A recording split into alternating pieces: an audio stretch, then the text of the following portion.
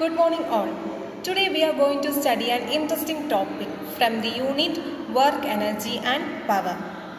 So, have you ever wondered why a moving car or a running athlete has energy? Yes, of course they has energy. Today in this class we are going to discuss about the energy, that is kinetic energy. Okay, so let's learn two examples. So first we can consider an example of a fast moving car. Do the fast moving car possess energy? Yes, of course it possesses energy. Okay, then considering the second example of a fast moving bicycle. It also possesses energy because they are in motion, right?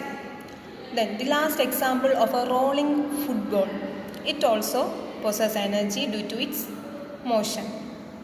So from these three examples, it is evident that these objects are moving, right?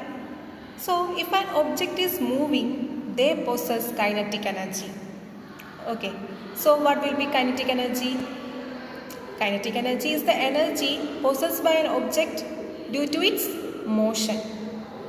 Okay, it is very simple that the energy possessed by a motion is kinetic energy. So, what happens to the kinetic energy if an object stops moving?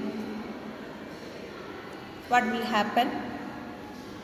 Yes, if an object stops moving, then the kinetic energy will become zero. Okay, so let's move to the equation of kinetic energy. It is very simple and it is very important to learn. So the equation is kinetic energy equal to half mv square, where m is the mass of an object and v is the velocity of the object. Okay, so let's consider an example. Consider a moving truck of 200 kilogram mass and velocity of 80 meter per second. So how can we calculate the kinetic energy?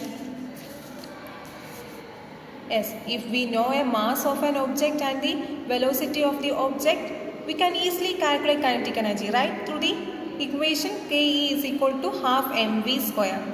So from the given question, m is equal to 200 kilogram and velocity is the 80 meter per second. So it is very simple, right? Just substitute the values in formula of kinetic energy. That is K is equal to half mv square, which is equal to half into mass 200 kilogram into velocity square, that is 80 square. Okay. After calculating, we get a value of 6.4 into 10 raised to 5 joules. Okay, so the truck possesses a kinetic energy of 6.4 into 10 raised to 5 joules.